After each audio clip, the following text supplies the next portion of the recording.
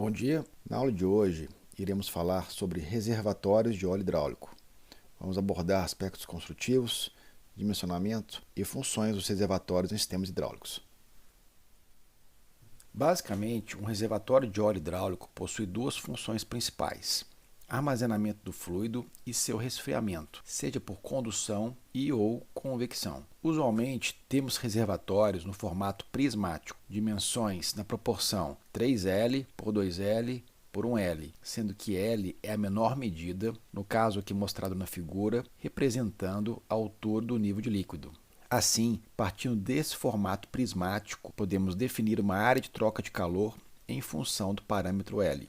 Considerando as áreas que possibilitam troca de calor com fluido, temos as duas paredes laterais maiores, largura 3L vezes a altura L, mais as duas paredes laterais menores, 2L por 1L, e o fundo do reservatório, 2L por 3L. A superfície superior não tem contato com o fluido, por isso não é considerado como área de troca térmica. Assim, a área total de troca de calor, condução e convecção é 2 vezes 3L ao quadrado mais 2 vezes 2L ao quadrado mais uma vez 6L ao quadrado, totalizando uma superfície total de 16L ao quadrado. Lembrando que esse número é válido somente para esse caso de formato prismático na proporção 3 por 2 por 1.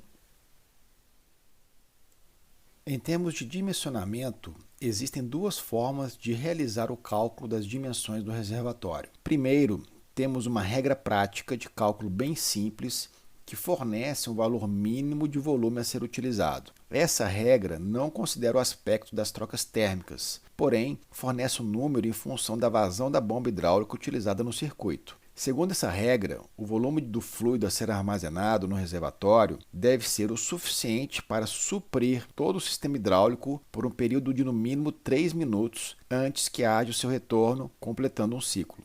Como as bombas são geralmente dimensionadas em litros por minuto, basta pegar a vazão da bomba, QB, e multiplicar por 3, que é o número de minutos mínimo necessário. O resultado dará o volume mínimo necessário a ser utilizado para o armazenamento do óleo. A segunda regra já leva em consideração a superfície de troca térmica. Esse cálculo é feito considerando a carga térmica Q, o coeficiente de troca térmica com o ambiente K e a variação de temperatura T2 menos T1, onde T2 é a temperatura desejada do óleo e T1 a temperatura ambiente. Essa é a superfície de troca térmica, que no caso prismático visto no slide anterior é 16L ao quadrado. Logo, com esses dados, pode-se calcular S e, consequentemente, as dimensões de um reservatório prismático. Entretanto, na maioria das vezes, esse cálculo leva a números extremamente altos, irrealizáveis do ponto de vista prático. Então, em diversas situações, dimensiona-se utilizando a regra prática e assim utiliza-se de outras formas de resfriar o líquido, como iremos ver mais adiante.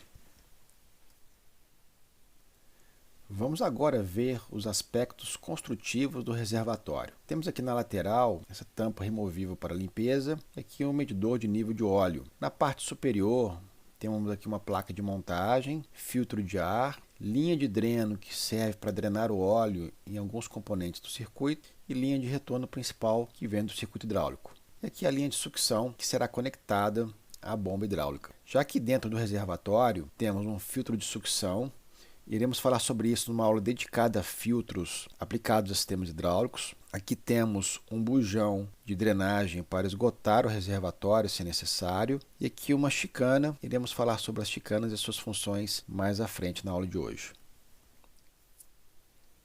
Então precisamos fazer algumas observações em relação ao dimensionamento do reservatório. Partindo do fato de que o cálculo das dimensões do reservatório, utilizando a área de troca térmica, fornece valores bastante discrepantes e irreais, toma-se como ponto de partida o dimensionamento utilizando a regra prática. Com isso, o problema se inverte. Esse dimensionamento, utilizando a regra prática, não leva em consideração as trocas térmicas e, por isso, a área e o volume obtidos na regra prática é insuficiente para dissipar corretamente o calor do fluido hidráulico. Assim, existe a necessidade da utilização de trocadores de calor ou a instalação de chicanas dentro do reservatório.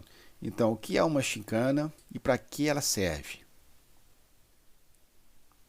Aqui mostramos então uma figura em corte do reservatório. Aqui temos a linha de sucção, que vai se conectar com a bomba, e aqui temos um filtro de sucção. E aqui a linha de retorno do fluido, e aqui no meio temos uma placa que chamamos de chicana. A chicana nada mais é do que uma aleta que serve para realizar a troca térmica do óleo sem a necessidade da instalação de um elemento ativo, como por exemplo um trocador de calor. Além da função de troca térmica, a chicana também tem outras finalidades importantes. Repare que ela separa a linha de sucção da linha de retorno. Isso é muito importante, pois evita que a turbulência do fluido que chega no retorno se propague até a linha de sucção. Além disso, a chicana, nessa separação, permite um melhor assentamento de materiais e impurezas, aumentando a vida útil dos filtros. E como a chicana evita a turbulência do fluido, ela é importante também para separar o ar do óleo, evitando assim que bolhas de ar cheguem até a bomba pela linha de sucção. Então a chicana, além de ter uma importante função na troca térmica, ela também possui outras finalidades bastante relevantes dentro do reservatório. Para aplicações maiores, onde a chicana não é suficiente para realizar devidamente as trocas térmicas, aí neste caso é necessária a instalação de trocadores de calor. Os trocadores de calor podem ser de dois tipos, óleo-ar ou óleo-água. O trocador do tipo óleo-ar também são conhecidos como resfriadores a ar ou radiadores. O fluido corre dentro de tubos aletados que transferem calor para o meio externo através do ar. Muitas das vezes pode ser instalado também um ventilador para aumentar a troca térmica. O outro tipo de trocador de calor é o óleo-água, onde a água circula ao redor dos tubos por onde passa o óleo. Assim, a água troca o calor com o óleo, a água se aquece e o óleo se resfria. A água aquecida pode inclusive ser aproveitada como aquecedor e pode ser bastante útil numa estratégia de reutilização energética no meio industrial.